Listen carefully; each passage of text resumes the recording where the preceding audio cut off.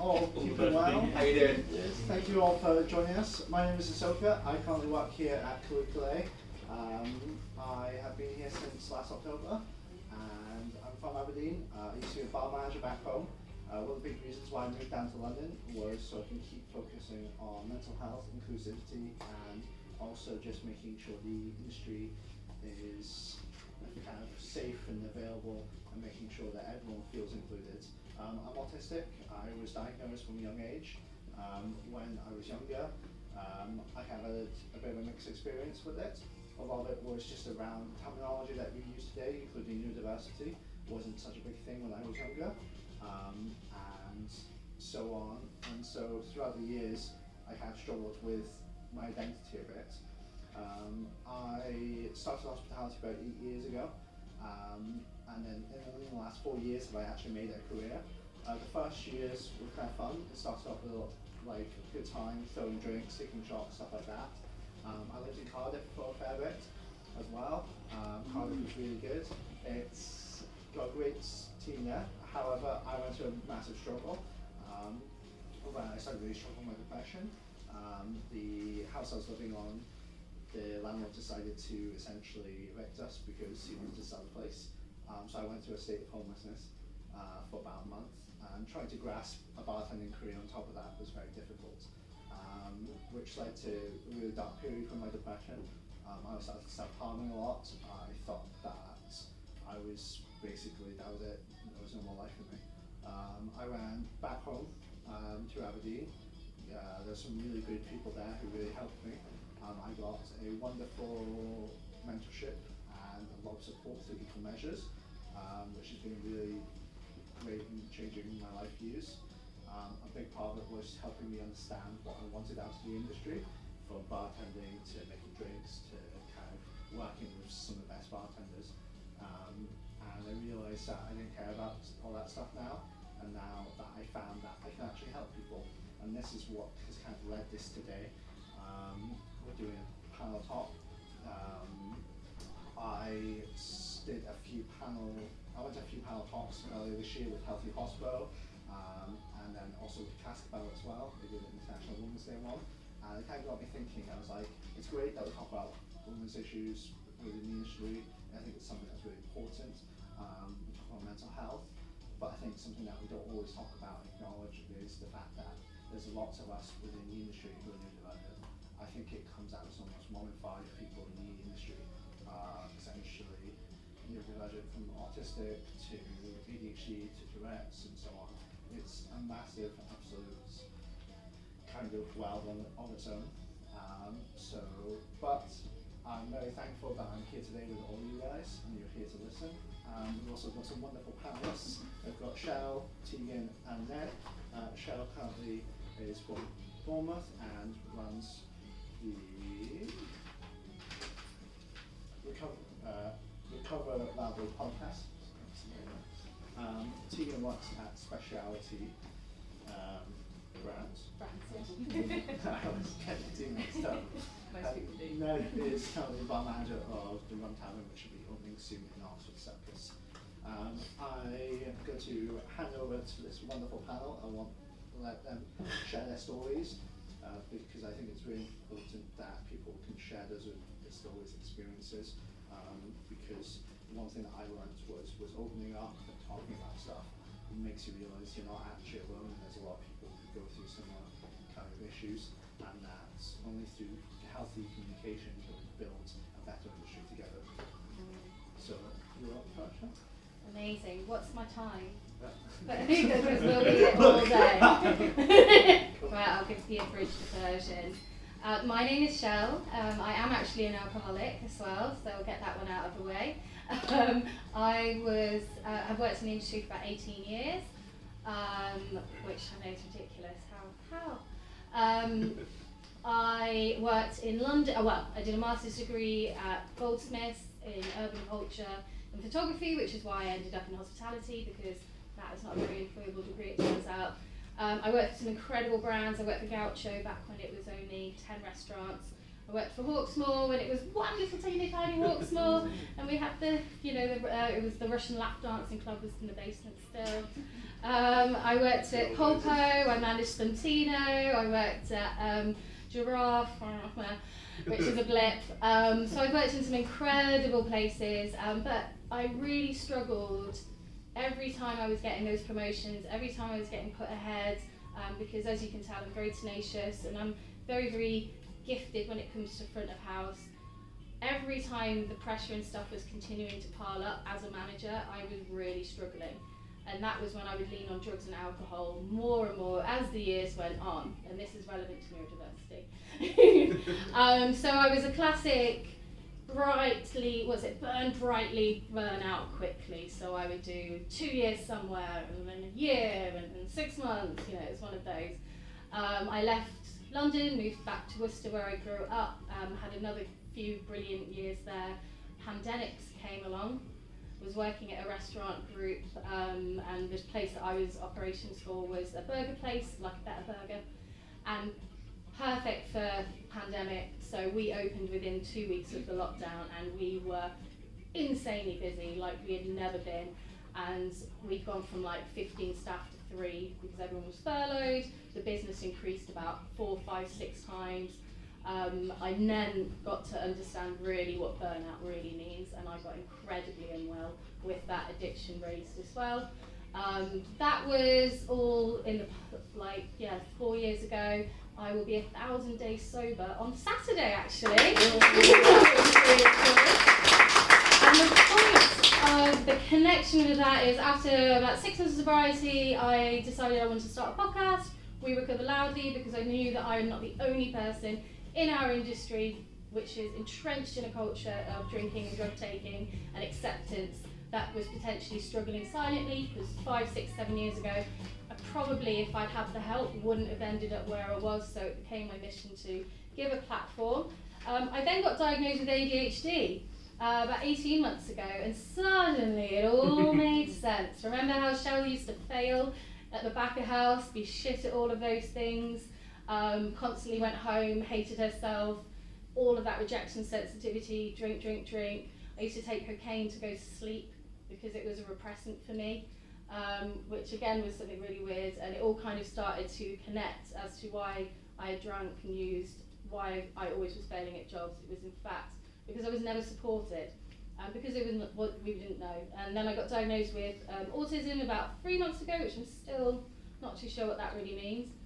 Now my mission is to help the industry connect the dots, because we have people coming in, youngsters like you, bright-eyed, bushy-tailed, with so much potential and so much life, and we drain them, and 10 years later they are shells of humans, addicted, mental health, and we go, oh no, we'll get a new one in. So my mission is to help us connect the dots and hopefully stop that being the end product, and rather than looking at supporting the end, let's start doing preventative measures. Yeah, that sounds really wonderful. Full stop.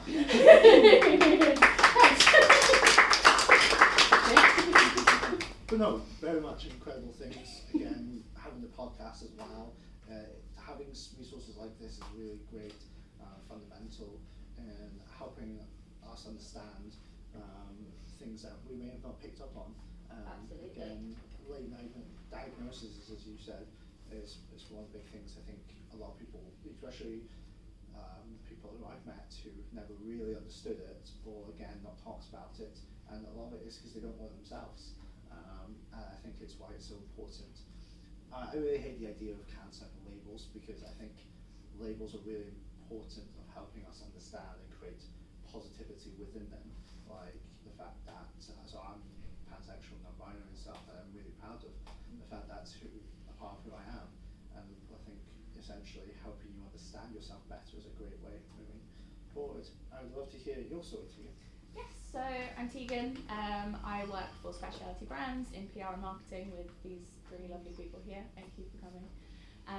So very similar to Shell, actually, I was late diagnosed at about 20 after 2 decades of wondering why I didn't quite fit in with everybody around me. I was very much the kind of classic story of the quiet, shy child prodigy, essentially. I was outperforming all of my peers up until about 12 years old, and I went from being this very intelligent child to being an A-level dropout, and couldn't really figure out why, because my whole life I've been told that I was a genius and that I was incredibly intelligent and was just naturally good at everything.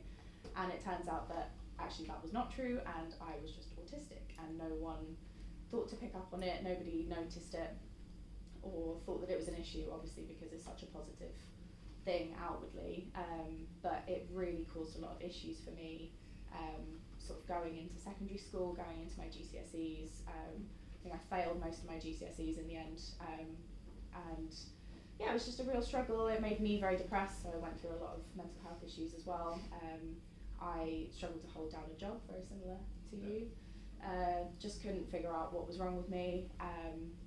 Not that it's necessarily something wrong with you, but at the time I very much felt like there was. So I went to therapy, and the therapist said to me, have you ever considered that you might be neurodivergent? Not the word that they used at the time, but I hadn't considered it, so I sought a diagnosis, and I was much more willing to accept the ADHD diagnosis than the autism diagnosis for some reason. I think there was a lot of stigma around the term, and I'd grown up with autistic friends who were kind of seen as, you know, problem children, and the way that my parents spoke about those children made me feel as though that wasn't an acceptable thing to be.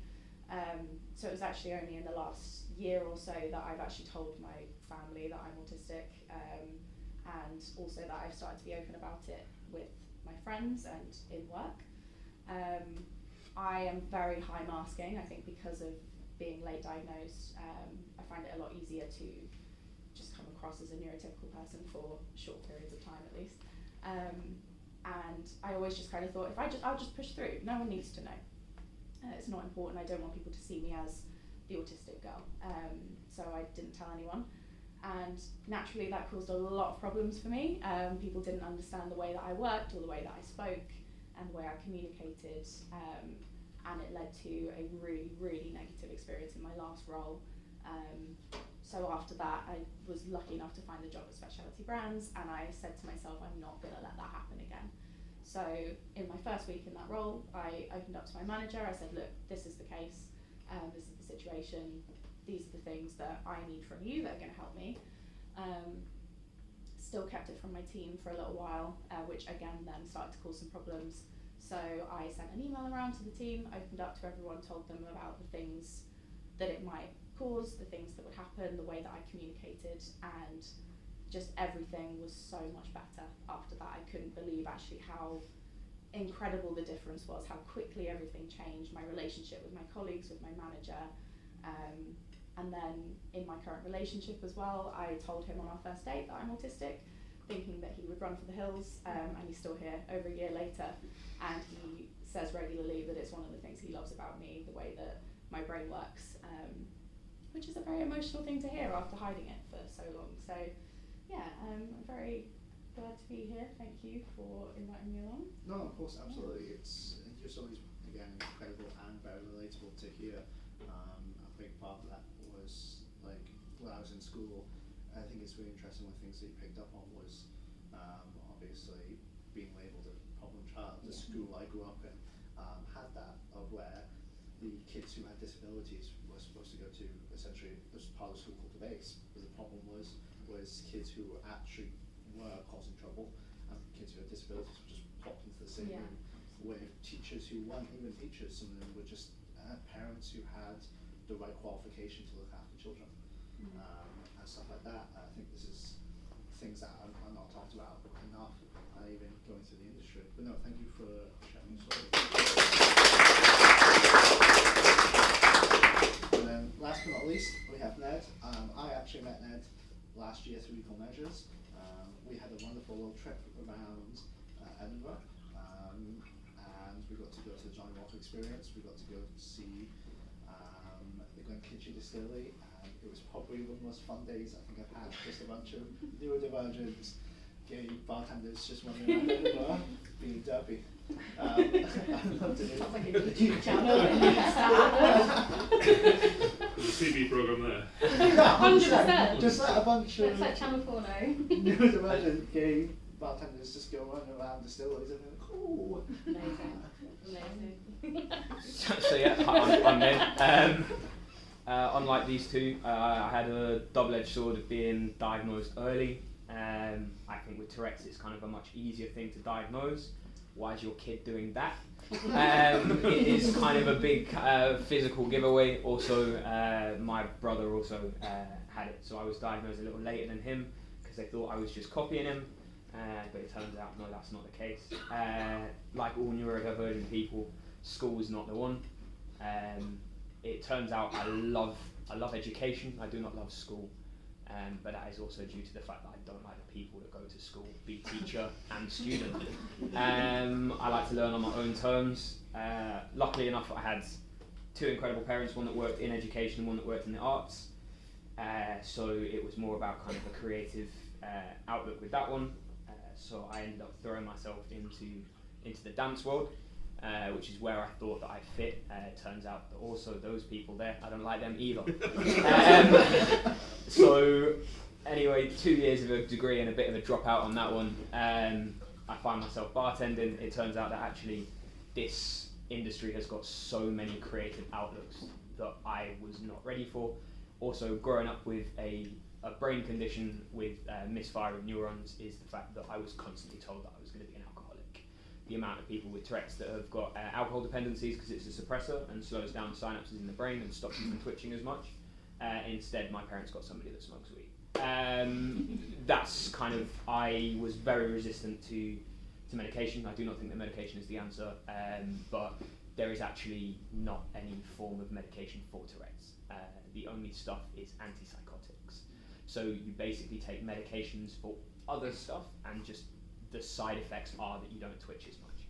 So it might be that all of these people that have got Tourette's will also have depression and a lot of the time eating difficulties as well. And it turns out that this medication will make you fat, lazy, and brain dumb, which are not the things that you're really looking for, especially when you've got ADHD. I'm losing shit left, right, and centre. As soon as you kind of put some form of brain thing in that, I'm losing stuff that's in my head, which isn't great, especially when it comes to being in this industry. The amount of things that you have to juggle and work all at the same time is insane. And as soon, again, you've got that brain numbing down there, it's not happening. But it's been a wild ride. Got into bartending by accident when I was working at Franco Manca, and a table, this was years and years and years ago now, and a table were like, oh, we really like what you do you want to come work a wedding on the weekend, cash in hand? Cash in hand, yes please. And I went for a bar back roll. One of the bartenders didn't turn up and they just threw me on the bar, and I just fell in love with it. Especially with being super ADHD, OCD, Tourette's, the actual strict rules of cocktail making, but with the freedom to express creativity within those sets of rules. Amazing. And not only that, I think especially a lot of people I know, especially with neurodivergency, end up being smokers, and it is not due to the fact that it is the smoking thing, it is the ritual of preparing the cigarettes. Which is why I've had a lot of people that they've quit, and they quit by buying packs and just rolling and then putting them in Ziploc bags and giving them to their friends. Just because it's all about the ritual of that, and hospitality really offers up that strict kind of structure, but also the ability to be an individual within a machine, which I think is pretty cool.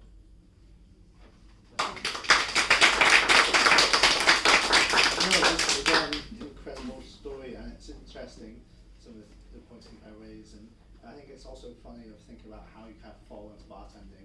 I think most people I know go, I didn't ever plan on having a career in bartending or hospitality, and here I am. I've now been a chef for so many years, or I've been working literally just bartending or making drinks, or I was a server 10 years ago, and now I work for a brand.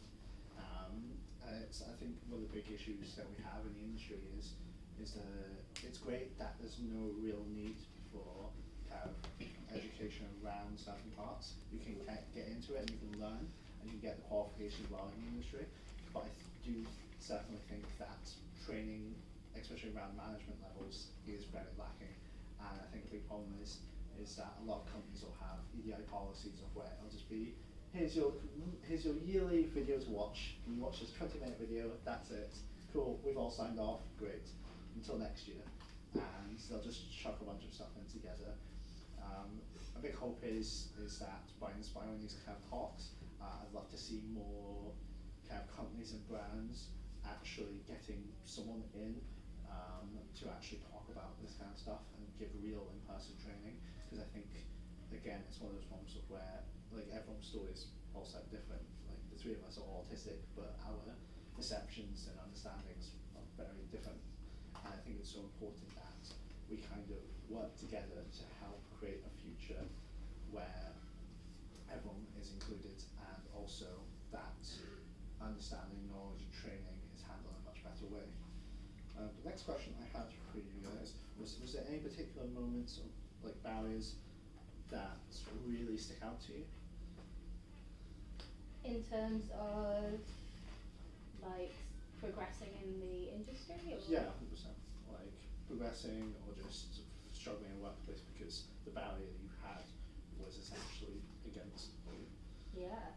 I mean, it's interesting what you were saying about like 1 in 5 people being neurodivergent in hospitality, like because we've got so many people being diagnosed currently, which isn't because we've got loads more neurodivergent people, it's just because they're finally being seen. Some people are projecting as many as 1 in 2, and the reason is because our industry is a fantastic industry to work in if you are neurodivergent. The challenges, and therefore what I came up against, are that our industry also is very exploitative at the things that we are very good at. Yeah. So, one of you guys was saying about rituals. You know, if you've got somebody autistic, stick them on cutlery. Just stand there polishing cutlery 4 hours. Bloody brilliant. You know, there'll be somebody who's just like addicted, normally me, to doing the cutlery and doing them perfectly, or oh my god, cleaning the ketchup bottles, that was one of mine. No, don't talk to anybody, just clean the ketchup bottles, fill the ketchup bottles, make them perfect, and things like that. Now that serves a business very well. The flip of that is things like we haven't really struggled to recognise the kind of cues that others in terms of exhaustion, hunger, needing a drink, needing the bathroom, things like that. And that person on your team who always says yes to staying late, who always says yes to picking up the extra shift, normally then gets put ahead. Shall will get the promotion, she's a yes girl, she's always there for everybody. When I then continue to be put forward for things, because I didn't have any support knowing that I was neurodivergent, I burnt myself out time and time again. And the barrier then is because nobody knew that I was neurodivergent, Shell's just lost her magic. She used to be amazing. Why is she so crap now? Why is she now drinking? Why is she now always hungover? And that's that cycle. So by not having a diagnosis, I wasn't able to put in boundaries, my new favourite word, and actually have the ability to put in place things that I knew would make sure that I could have the best shift possible, like just silly things like scheduled breaks being enforced, you know, things like that. And therefore, yeah, it was a bit of a shit show, to be honest, the last 15 years. You know, and it makes me, we were saying about late diagnosis, there's a lot of grief around it, and there's a lot of anger, because, you know, if I think about Shell at 21 when I started at Gaucho, had I known, you know, I was training to be a sommelier, I had so much promise and potential, but because I wasn't diagnosed, I never got to realise that, and it's really challenging, you know, to know that. But it is definitely, like you say, the grief of having that potential and not being able to follow through on it because people don't know that you've got that kind of mental barrier and the challenges that you face that are so unique to you as a neurodivergent person. And the burnout is real, so real. And I'm exactly the same, and the thing of, you know, something I have to say to management a lot of the time is, I like the mundane tasks, give me the mundane tasks, because I'll just do them and I'll do them perfectly and I will love that. But as you say, you know, it's really hard to force yourself to kind of take a break from that. You don't realise when you need to take a break, and that's how you end up being burnt out. It's really difficult, and again, you know, not being open about it or not being diagnosed, you can't have those conversations with people. and then I think I said earlier, I had a really awful experience in my last place of work, which very much came down to I was burning myself out, not realising it, no one else knew that I was doing it, couldn't help me, and the communication just wasn't there at all. It was a lot of things like, I know that a lot of autistic people, we have to know the why of things. So there was one time that I was asked to go into the office. I was a completely remote worker, so I just said, okay, why? And that then got pulled up in my 3-month review, where they said that I was being argumentative, that I was challenging them, and I was like, I just wanted to know, is there a reason for it? Do you just want to see me in the office? Because that's fine. But that really made me realise that the communication style is so different. You tend to, I think especially as a woman or a female presenting neurodivergent person, you are seen as being passive aggressive, as being argumentative. Yes, exactly. I didn't want to use that word, but yes, a bitch. So yeah, it's definitely challenging. Yourself, man? Couple barriers I think probably I've had. Career progression with ADHD for me is not the one. Said earlier, holding down jobs for longer than 6 months. I don't mind doing things again and again and again and again, and then all of a sudden I hit the 6 months go, I'm going to kill myself, which isn't great. Having a conversation with my boss at the minute, which is quite good, about the fact that it's all well and good asking me to do a certain amount of jobs, and I said that will absolutely be great, but just spice up every now and again. And I said, and that doesn't mean that I don't want a structure, but if you come in one day and be like, ha, you're doing this, I'll be like, cool, lit, but don't do that all the time, because that will then be an issue. But every now and again is actually quite helpful. I think that my ADHD hasn't helped as well, because with hyperfixations, one, I don't really need to sleep, so once I learn something, it becomes my whole life and I get completely absorbed, which then means that I get super interested in things, and when I try and go for things, people are distracted by my age, because I'm very young. So a lot of the time you go, okay, cool, I've actually got this knowledge, and I've done 3 weeks of work in 1 week because I just haven't slept, but for some strange reason the stuff that I have now is not of interest relation when you go, actually this is a very young child. So you go, okay, cool, I established that I'm young, so that's not the problem, but it's, everyone kind of having a voice in that one. And then with my OCD, I find it very difficult to work in teams, especially when everyone goes, oh, we will do something this way, everything will be done like this, and you rely on other people. I find that very difficult, because there's a difference between the way that I like things to be done and then doing everyone else's job as well, which I think is a big kind of a thing where if someone says they're going to do something, they need to do it. And I've realised that that's a me issue, which is then kind of a big acceptance of the fact that you go, actually the barrier here is myself, it's not the fact that I've reflected my own barrier instead of having a barrier that is caused by other people, which is then something that's quite difficult going home, going, I am the problem, you are not the problem. There is an issue that has been caused on both sides, and there's a way to mutually figure this out. But that's kind of, I think, something that's definitely been a problem in this industry. Sorry, I was just going to say the thing you say about doing things a certain way. I think a really good example of that and the kind of lateral out-of-the-box thinking that we have as neurodivergent people was when I was studying for my maths GCSE. It was like I got the correct answer for a question, but my teacher was like, you've done it the wrong way. It's like, but I got the correct answer. And she was like, no, you need to do it this way. I was like, but I got the answer, and I couldn't figure out what was wrong with that. And I think that just kind of sums up the whole neurodivergent experience. Absolutely. I mean, that's really interesting, especially one of the things I struggled with in school was knowledge is a great factor for me. If I enjoy something, I'll read about it. I will go out and go, I want to know more about this, and I'm fixated again, hyper-focus into something. And one of the problems I found was I could write a great essay in history, all knowledgeable, all very much correct, but the way, again, I've written it, well, can't get marks for it. And I just got to a point where I was just like, this doesn't interest me anymore, because my writing's awful. Even if I write it, it's not in the way they want it. I think that's something that's a big systematic barrier to stopping people from going on to getting degrees and stuff as easily, because you can be very knowledgeable and very clever about something, but you're kind of forced to go down one route, and that's it. Again, with the industry, one of some of the barriers I kind of faced was when I was going through a massive burnout period and self-harming so much. People were just like, "You're a bubble. I don't know what to do with you.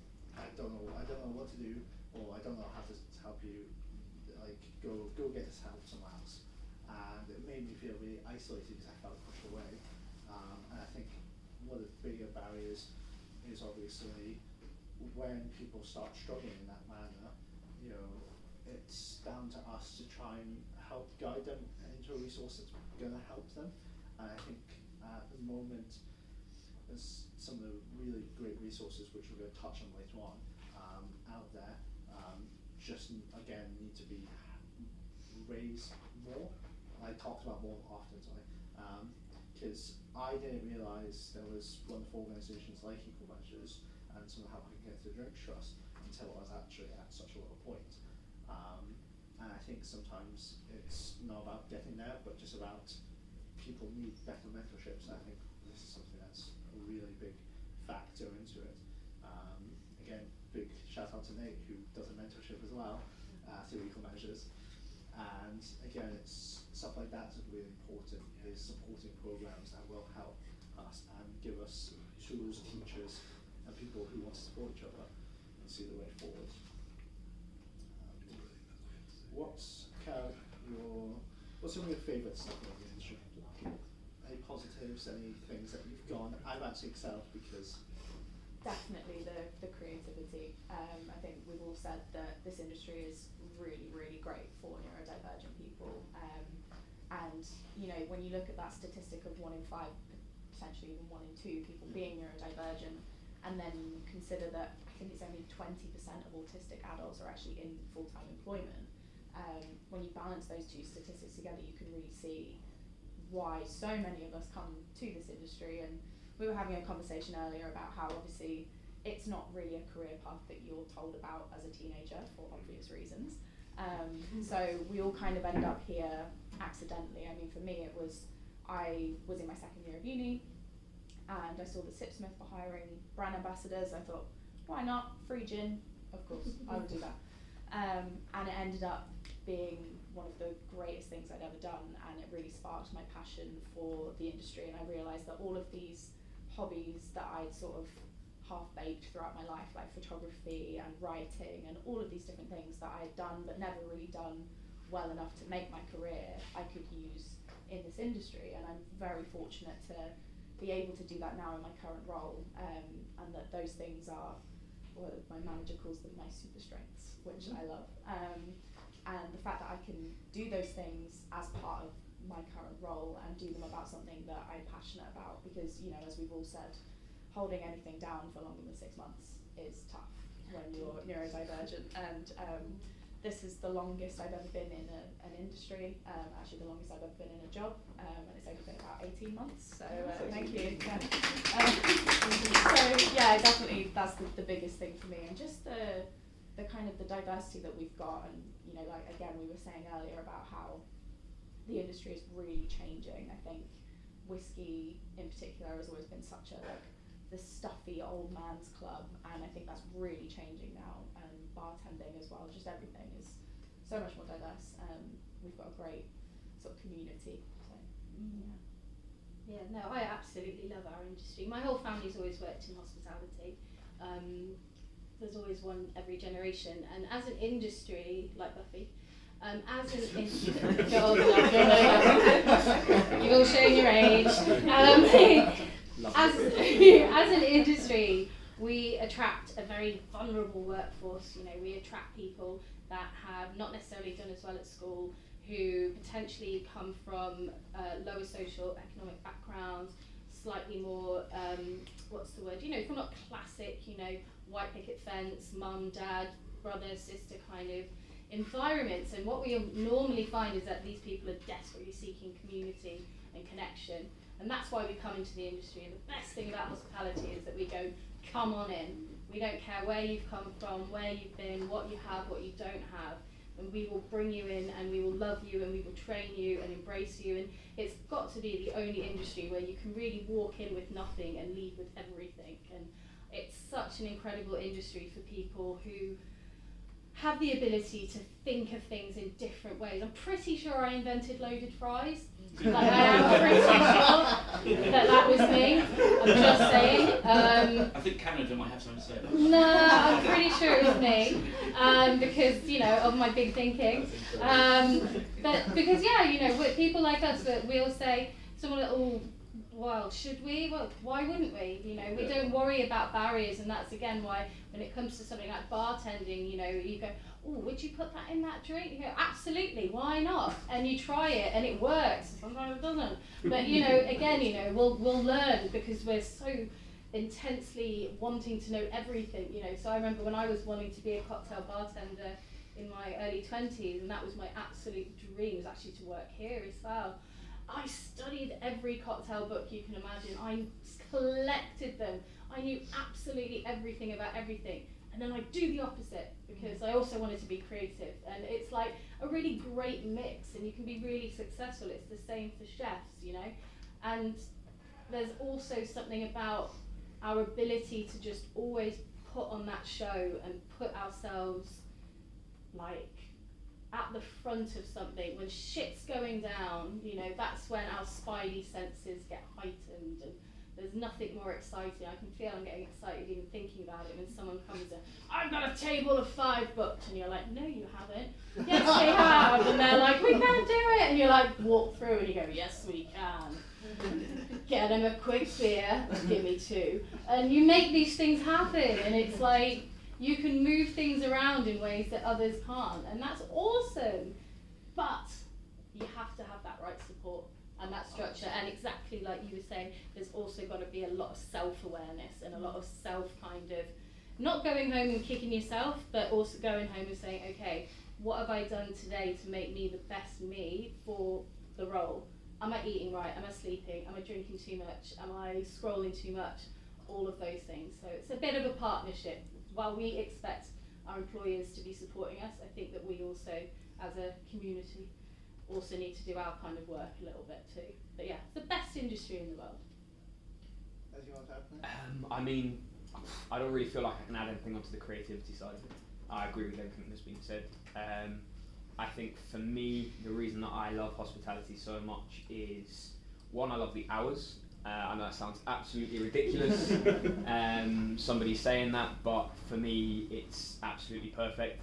I do all my best thinking at 2 o'clock in the morning, so you know that's always good when I'm cleaning, and I do my best cooking at 4 o'clock in the morning, so that's kind of, you know, the night time is my time. Also I think a reason for I got very much into with the difference between being overly stimulated and stimulated to a perfect level is a very fine line to walk. For me, those things that I absolutely loved was cycling and motorcycling because it fitted perfectly. Then I discovered bartending, slinging cocktails. Nothing else matters, you know, and especially sometimes it's a bit difficult talking to people. But when someone comes to the bar, they're talking on your terms. So, you know, especially when you're learning to communicate with people, that was something that I definitely had to learn.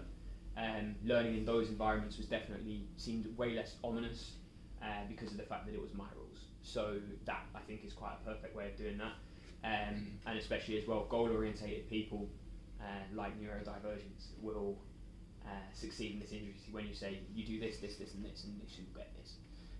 Or you get a ticket, and there's so many steps of different things that you need to do. Or it will be, a ticket that you get constantly, but each time you'll prepare it differently. So there's, obviously the specs will be the same, but the order in which you're doing it will change, so that you still have that kind of. And I think the ability to do so many different things while doing the same thing has made this industry an absolute gem. Yeah, I mean, stick us on dispense always, Yeah. Smash it. But even that, knowing that you've got somebody in the team, knowing you've got a big night, knowing that one person, that's their strength. I don't know why, but managers love to mix it up. Why are we mixing it up? Let's not mix it up, and letting people do what they do. Sometimes you want to get your head down, dispense. 100%. Like, one of the big things I love about working here is kind of this background during hours, my little kingdom on the weekends, where I'll have a list of bookings, and it'll all be couples or two, stuff like that. There's 3 groups, that's about it. I'll get to come through, I'll get to talk to them, I'll get to sit through the menu, discuss it, talk about kind of the way we made it as a team, all the drinks that we've done together, and you kind of share in those moments. And it's great because, like back here, you got those like more quiet, like nice little touch. And it's one of the things that some of our general managers complimented me for, was just the fact that like I'm not a party bartender like some of my other colleagues, but instead I'm the person he gets because I can set up the floor perfectly. I do it systematically to his standard every single time. Because when I first started working, I was like, show me what you want physically, show me right now how you want this. I will make sure this is done every single day. And again, also, it's one of those ones of where doing dispense of where just tickets, you're working through it, you trust your bartender next to you, you know how you call it, you can see it in your head a little bit, and it's kind of like all those little cogs coming together. Because again, the big thing that I find is whilst I've worked in some bars where I can talk to people, I can dance, it's fun, but it's also very tiring, and I'd rather on a really busy night just put my head down, deal with tickets. And do you find that because of the stimulation, because the way you were talking about this room, it sounds like it's a little bit less the stimulation versus like that, yeah. And do you think that environment helps you be 100%. better? I've had panic attacks a few times, and it's stuff that I've never had panic attacks in my life until I started working in a place that I was like, it's great, but again, I also put a lot of pressure on myself because I'm a perfectionist. 4 years ago I was in the military, doing basic training in the army, and so sometimes I find I'm really rigid with how I do things, and my standards are probably very high still. Because sometimes it works out a compliment, it's really great, people love it, until you put so much pressure on yourself, it's really difficult to try and carry that for say 6 months. And again, it's like holding down a job for so long because you get to a point where you're just burned out. Yeah. Because of it, you get relied on being you'll set up again, won't you? And that's again, it's like that exploitation that we were saying. There are these characteristics that are brilliant, but then it becomes exploitative, and that's where the burnout comes in, or the mental health, or the self-harm, or the drinking, and all of that, or the leaving and going, fuck this, I'm out. And it's 100%. Interesting because if those two different environments, they look at you there and be like, oh, but then look at you in this environment, wow, best bartender ever. Yeah. But you're the same person. It's interesting talking about how kind of the journeys go with things. I mean, I'm very thankful that I'm going to host this today, and it's great that we can talk about this stuff. But also just, I think it's really comforting, like when you get to meet other people who are like this way, and we go, oh shit, yeah, okay, I understand you now. Or actually, let's talk about this so we can build a better way forward. And then, because I now have a manager, Ricardo, who we've talked about it openly enough that we know each other's styles. And so when we do Monday shift, it's the three of us, dream team, no worries, no stress. Venue could be packed. Are you worried? No. Are you overstimulated? No. Because the biggest thing I find is trust. We have to trust each other, and we have to allow someone to work the way they want to work to be able to deliver that standard. Big, hard though. As an ex-manager, it's really hard, that trust. Yeah. And I think that's always been a huge barrier, and will sadly continue to be it, but hopefully with more education, more things like this. Yeah. Because like you say, just because we get to the same destination and we do it differently, it is really hard as a manager who's got 80,000 things in her head. Oh, 100%. And I think that, like you say, the more people talk about it. When I used to manage the bar back home, a big thing that I had was teaching my other managers about stuff about, they're like, oh, I didn't realize that person was autistic, and they're like, oh, when did they tell you? I can't really go, oh, the casino at 3 a.m. because we've gone for a pint, and they've opened up to me because they're like, oh, I really like you. This is why I can't do this task. Right, okay, cool, got you. I will now help you tomorrow, because again, I've worked with colleagues who've got ADHD, and like, so, oh, that's why I forget to do a task. Okay, no worries, great. I'll just make a note. And so the next day, when I'll go, here's a list, can you get this done? No worries if you forget something. And every so often I'll just go, how are you getting on the list? No stress. And the idea, and essentially I saw improvement because I went out and did a mental health course, and I took that to the team and looked after them. I took that duty of care very seriously. A big thing that I found was you actually got more positive results from workers and employees because they felt like they were a safe environment, and they felt like they could open up and talk, and they also started being like, it's I think a big thing in the industry as well, now thinking about this, is how much people we have as students, and they don't know that this might be their career. Yeah. And so, do you get mad at someone because they haven't done something? Do they actually care? Again, do we give people the benefit of the doubt of it's not their life? And I think that understanding is probably the biggest thing that we're missing, not just in this industry, but in general. I think that we are definitely moving towards a place where people are saying that they are accepting and inclusive, and they understand people might be neurodivergent, and then as soon as that person exhibits a behaviour that comes from, having ADHD, like forgetting to do a task, or when their communication style is a bit more abrasive or abrupt than the person is expecting, then suddenly they're not understanding anymore. And I mean, as a person with ADHD myself, I've got a lot of systems in place to mitigate the symptoms that I have. I write down every single thing that anyone ever says to me, because if I don't, it doesn't exist. But I haven't done that in the past, and occasionally, and I've made this very clear to my team, sometimes things will slip through the cracks no matter what I do, and the only thing that I kind of ask in return for that is just please don't get mad at me when I forget something, because it's going to happen, and I'm trying my best, but it will still occasionally happen. And I do think there are people that, as much as they would like to think that they are accepting, they still struggle to actually be accepting when the time comes. And like I said earlier about the super strengths, they love those things about us, and then not the things that actually cause them issues, like you were saying about exploiting people for the things that we're really good at, and then not being understanding of the things that we're not so good at. There for the good. Yeah. Kick you to the curb for the bad. Yes. Yeah. Unfortunately. But no, that's it's just really important stuff. Is there, Michelle, any kind of coping mechanisms that you find really helpful these days? I think one of the things that is really important as somebody who's diagnosed or as an employer is that you do as much as you can to learn, because everybody is different. I think it's really important that we don't think that because one thing works for Tom, one thing will work for Sarah. I think we have a responsibility as the people as well to learn what works for us and what doesn't. One of the things that really works is gamification of any task, because we're searching for that dopamine hit. Anything that's kind of involving a really short reward works well, which doesn't mean you have to give us a sweet every time we do a pot of cutlery. Good, it would be nice, right? But something that kind of can gamify. So my example was I hate paperwork. It's really boring, and we had this really stupid. That's another thing with autism. When a system is just stupid, it's really difficult to not be like, but this is stupid. And we had all the paper invoices, and we would have to take a photo of them, file the photo, and then file the paper one, even though we have and the whole time I'm doing that, my head is screaming, this is so stupid, this is so stupid, this is so stupid.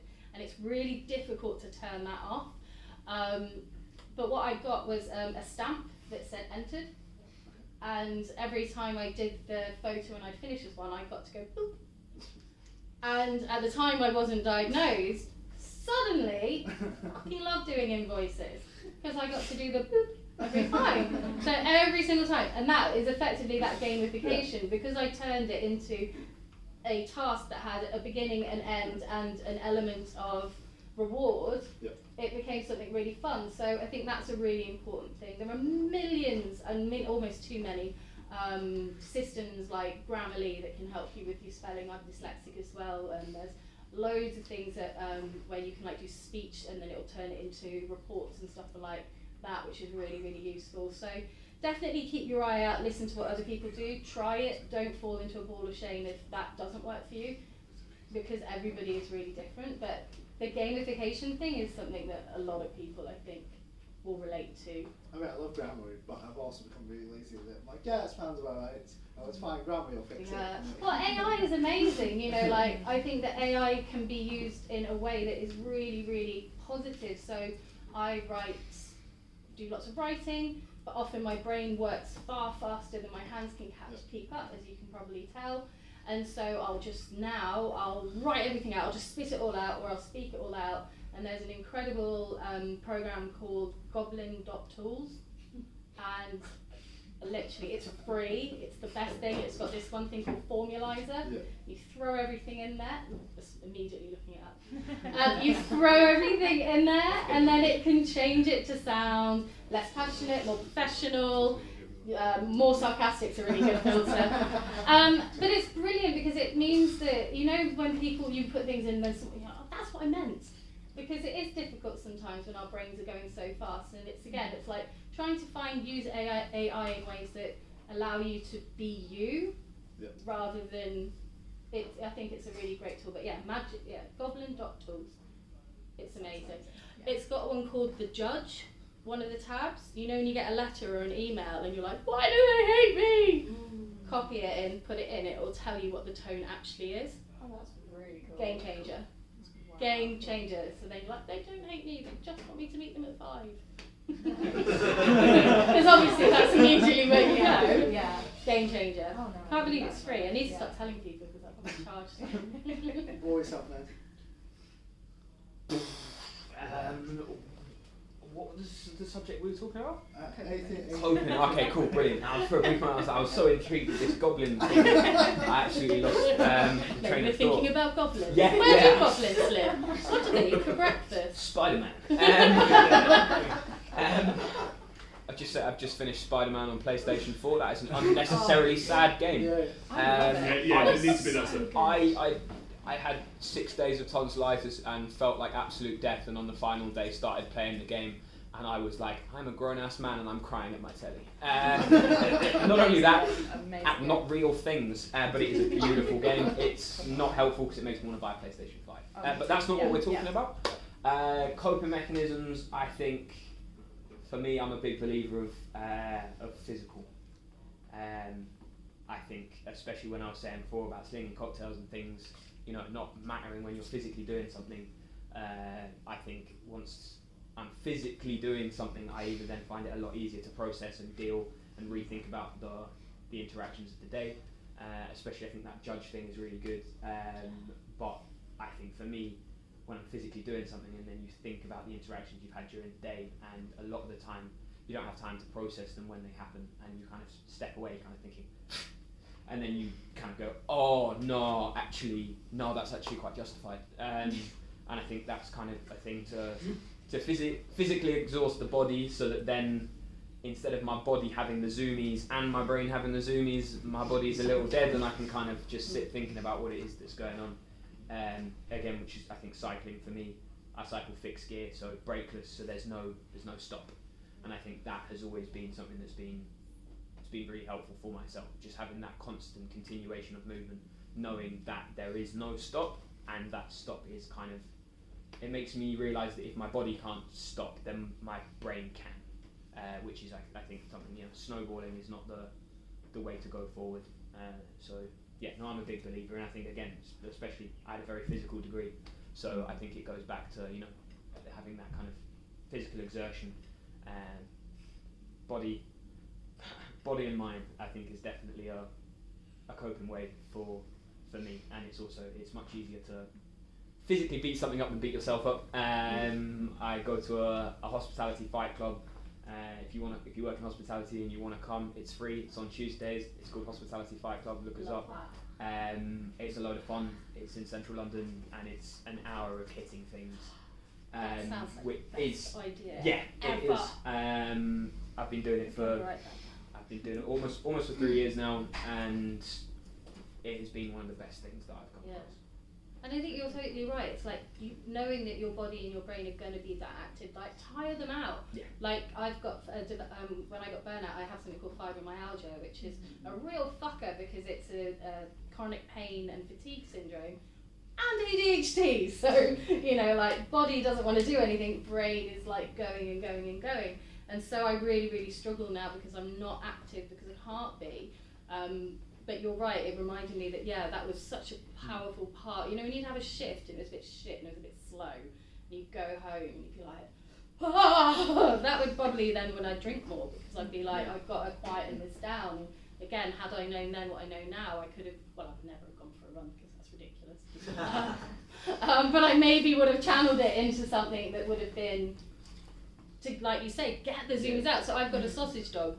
He doesn't have the zoomies anymore, but when he did, you play with him, don't you? You like go, let's get this energy out. You throw him outside. You don't go stop the zoomies, like stifle the zoomies, have an alcoholic beverage. So I love that idea. Just like going like, you're gonna have the zoomies, so like let it out. I think for me then it becomes quite difficult then about burning the candle from both ends and being kind of careful with that. But a lot of the time, I think my mindset with it's got two ends. Like if it didn't have two ends, you weren't supposed to like them both. I think that's kind of the way that it goes. But always be careful not to burn it too close. It's definitely Candles don't have two ends. no. It's wrong. Yeah, which is why the phrase makes no sense. So uncomfortable. It's interesting because I will sound like a monster here, but I do love running. And I've done shifts where I've come home, finished an 8-hour shift at McDonald's, gone home, when I'm still really active. I'm going to go for 10k. I just ran a 10k at like 2 o'clock in the morning with like a light shower, just running around my hotel. But yeah, just doing something physical, I think. Cold shower is a really good one though. Like I live in Bournemouth now, we do cold swimming and we're starting a cold swimming group actually next week Tuesday. I'm a Burnt Chef ambassador, so again, a bit like Fight Club, it's in the morning, hospitality people, no alcohol, coffee, get in that cold water, and the invigoration, like you say, really helps to kind of bring you down in a weird way. No, 100%. Which actually leads us on to our next topic, resources. I'd love to hear a bit more about the stuff you do with Burnt Chef. Yeah, so Burnt Chef, I don't do too much with them at the minute, more kind of mental health stuff, purely because I'm setting up my own business.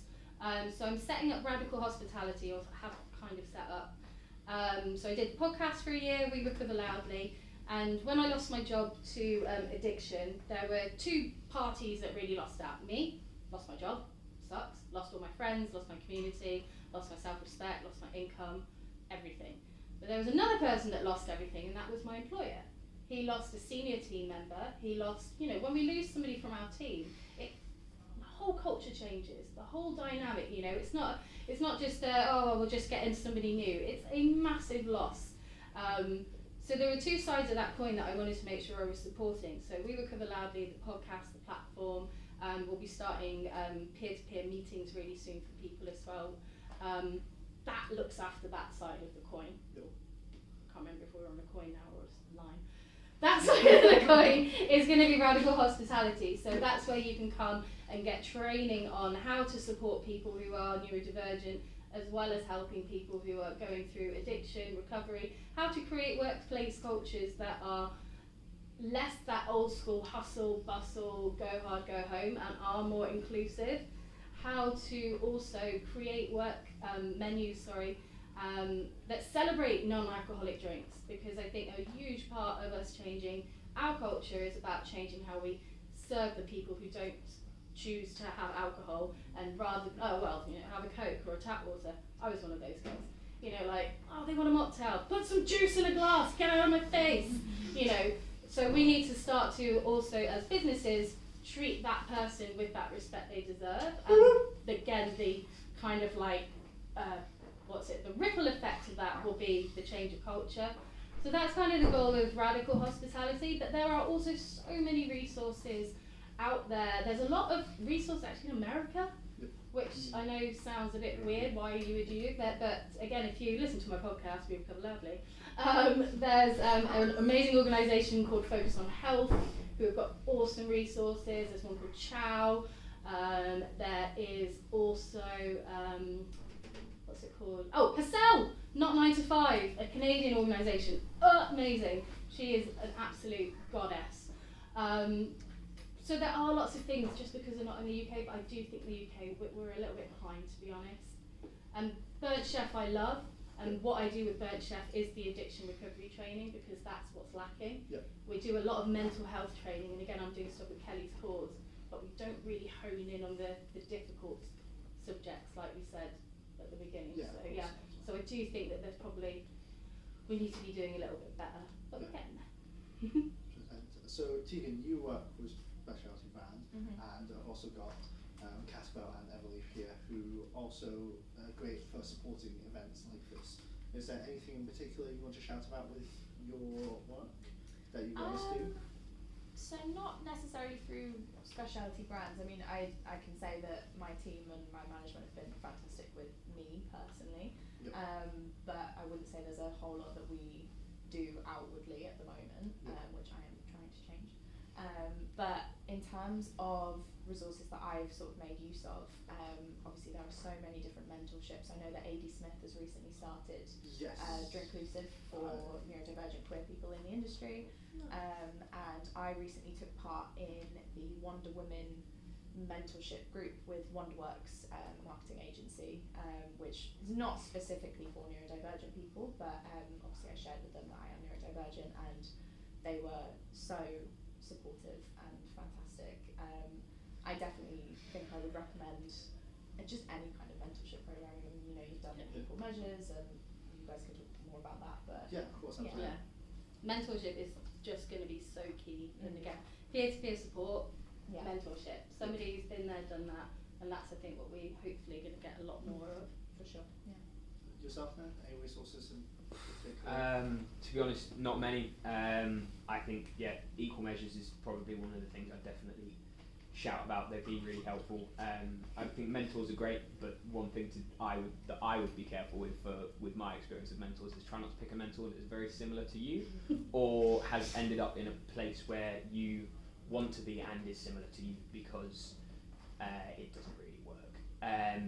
Sometimes it's great because they can kind of help with, oh, actually, like, this hasn't worked for me in this area, but for what I've had, especially, I was like, I'm not ready to mentor someone. And I think that then personality rub is just not kind of great. I think I needed some other form of figure to kind of not be able to go, oh yeah, you know, I understand the struggle, like, I know the struggles, like, I understand the struggles, and I think that is then kind of something to work with. I think surrounding yourself with people that are similar to you is great, and learning from them is great, but I think it's a fine line to walk. But yeah, Equal Measures has been great. They've given me access to qualifications that I never would have gone for myself, which has been excellent, and also has made me realise that the drinks industry is actually a lot more intellectual than that people make it out to be, which I think is something that has been great. And especially, I think a barrier that definitely needs to be broken is when you're going to get a real job. That's obviously a big one that we all face. We don't want them all to know how good it is, though. 'Cause No, that will work no, for us, so absolutely not. Just keep up the lie, young people. But yeah, I know.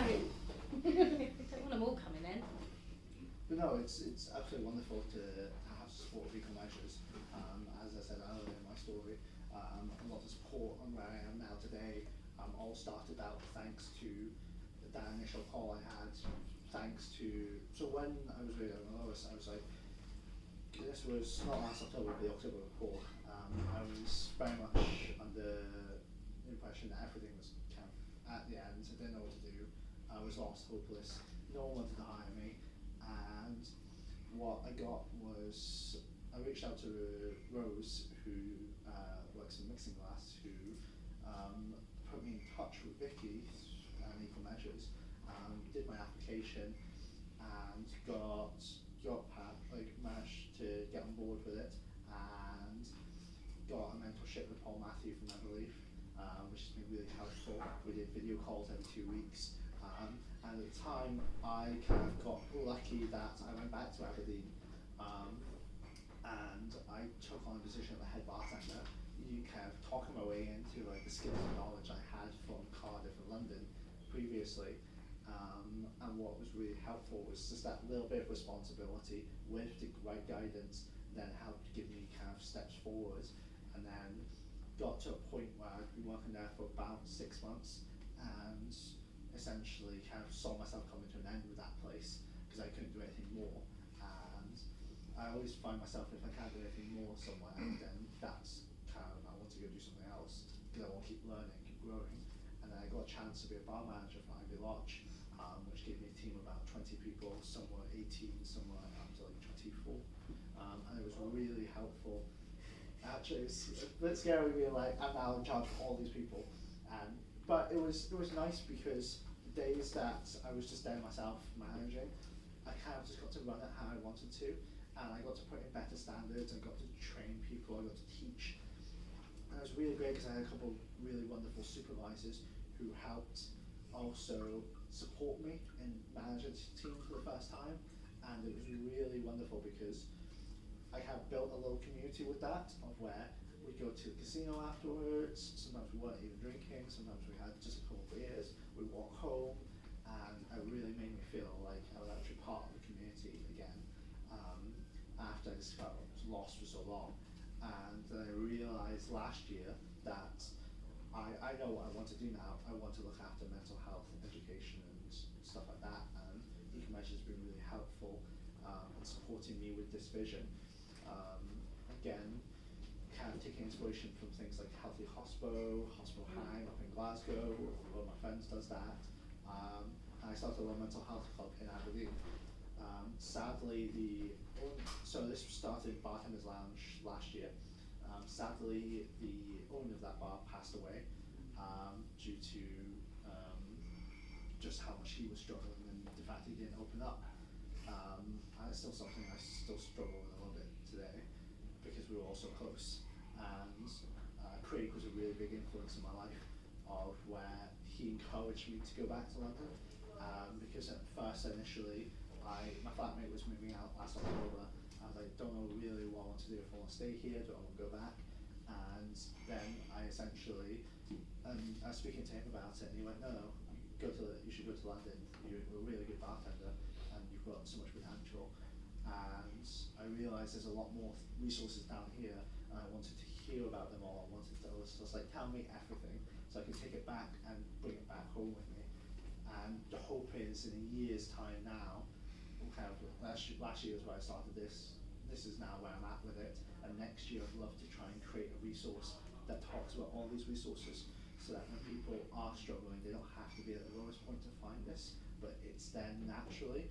And also just to create a document which will help give better training resources to companies as well, in the sense of, I don't know, say you come to me and be like, I need to help someone, I don't know how can I do this? Cool, well I can't help you, but I can give you a list of organisations that would be really helpful, such as Drinks Trust, Hospitality Action, Furniture, Equal Measures, Let's Chat. Again, something that I got introduced to through a Sipsmith tasting that I went to not long ago, where I met someone else who cares about the community and wants to chat about some of the values he had, and also doing more active things and talking about money, like again, money, food, drinks, sleep, all big factors, because I find the industry is certainly a life-changing kind of career. I think you marry into a community and you're part of it, and it's a lifestyle, a bit like I felt the military was for me. And so I'm really thankful that I'm here today, getting to do stuff like this. Again, all the support I've had, and getting to meet other people. Like last year when we went down to Edinburgh, we got to go see the Diageo archives, which don't open to the public, but they're like, oh, come round, and they had historians, and I went, this is so cool. Imagine being like, yeah, I got a history degree, and I talk about drinks, and getting to see all the bottles for everything they own, from Tanqueray to Smirnoff, to just every single bottle they've ever released, every edition, kept into an archive, and we're just like, this is the coolest thing ever. I can geek out about this all day. And that's the thing, we're a geeky community. We all care about what we do, whether it's drinks, food, just putting a smile on someone's face. So I think there's a really big place, a big present now of changes that are happening, and essentially the hope is in 5 more years, conversations like this will be just the norm, and we won't have to keep talking and be like things need to change because the change is going to happen. Yeah. Woo!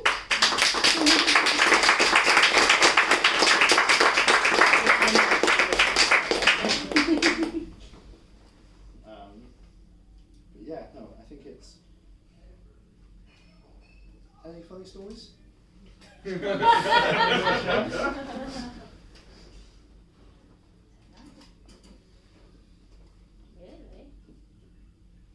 can think of. You've put us on the spot now. Oh, question from the audience. Hello. It's not a funny story, but what you think about those, because obviously it's really important that you think of a funny story. I'd just like to say that we've only met about a year ago, you and I, and the amount that you've grown in the last year is unbelievable, mate. Like, the fact that you can stand up and talk to a group full of people like this and present and organise something like this, it's just incredible to see how you've grown, mate. No, I appreciate that. No worries. Don't cry. I'll cry. That's it. No, I think that's one of the things I love about being goofy and geeky and neurodivergent is when you do have those downtimes with friends, you get to mess around.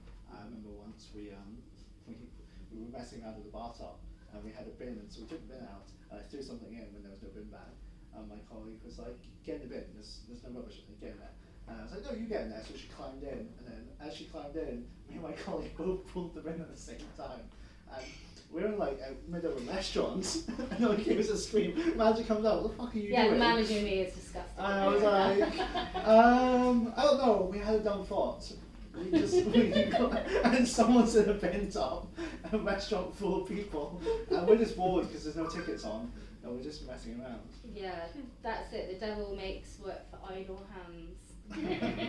But I do really like what you just said about lifestyle. Hospitality is a lifestyle, and I think the lifestyle that we've been providing has been one of stress, burnout, excess, fast cars, faster women, all of that kind of jazz. Cocaine for breakfast, lunch and dinner. Yeah. And now we have the opportunity to actually dictate what that lifestyle can look like in this new world, and that's really powerful. So I really appreciate you saying that hospitality is a lifestyle, because we actually do have the power and the control to say what that lifestyle looks like now as a collective and take that into our own kind of journeys and our own work. And if you see that on my website, it was my idea. Like the load of flowers. Any questions? I just want to say something. Yeah, Yeah. of course, absolutely. Hi everyone. I'm A from Equal Measures. Unfortunately, the fantastic Vicky cannot join us today. I'm sure you all know her. For those who knows Equal Measures, and I just want to say thank you to you, Osaka, for organizing this.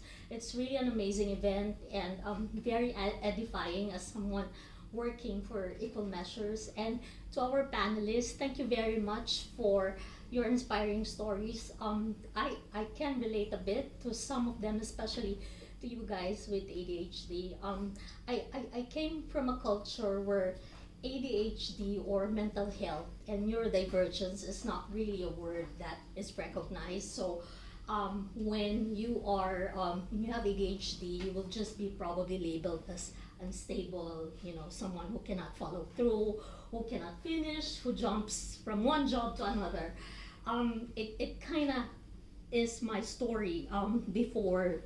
So I wasn't really diagnosed with ADHD, but I have symptoms, so I took the test. I'm still trying to get diagnosed. Unfortunately, it's a very long line here in the UK to get diagnosis. I'm sure you know that. So anyway, and I felt like during that time before I took that test that I'm just trying to cope by running away. So that's my coping mechanism. That's why I ended up living here in Europe, because I was like high performing individual back home, and I would be the kind of person who would have like a full-time job, some sort of a little bit of part-time job here and there, a venture here and there for organizations everywhere to get that high that you guys were actually talking about, and then I will crash and burn, and then I will just run away and leave the job. So I'm sure you can relate.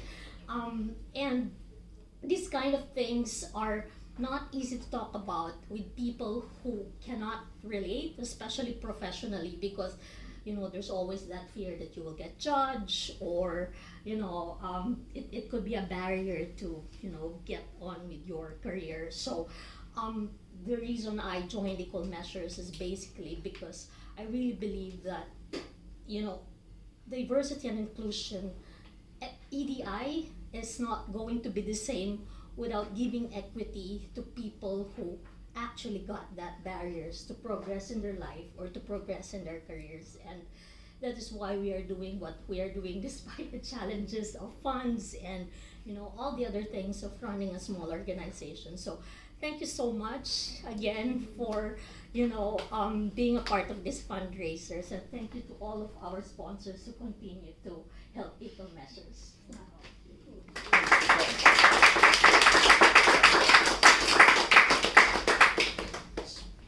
Speaking of which, with takeovers and rest of today, we will be moving up to the Jug Jug.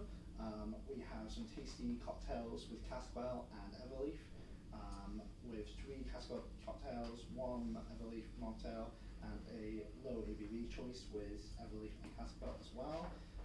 Donations from drink, so it's £2 donation from drink, will be going towards Equal Measures, with an option to donate an extra amount if you wish to. The big thing is this is to help support Equal Measures so they can keep doing such amazing work. Again, also, if you are looking for someone to come give EDI training, I know that's something Equal Measures does also offer, so there's a lot of potential to work with them as well if you ever know someone who's kind of looking for support in that way. And this fundraiser is essentially just there to help keep bringing people together. Thank you all so much for coming on. I really appreciate it. Big thank you to the panel for speaking.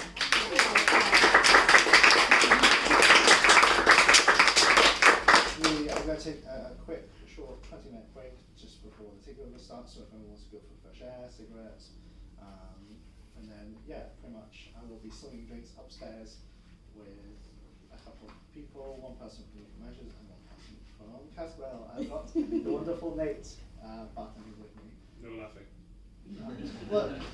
I'm rusty. It's fine, I'm a great teacher. I'm sure I'm teaching 18-year-olds to pour pints and make cocktails. I can teach you to do our drinks. Can't wait. I'm excited. No, thank you all so much. I hope you all enjoy the short break, and I look forward to seeing everyone in about 20 minutes upstairs in the chocolate. That's amazing. Feel free to use the back lounge to hang out and shut up for a little bit if you want to.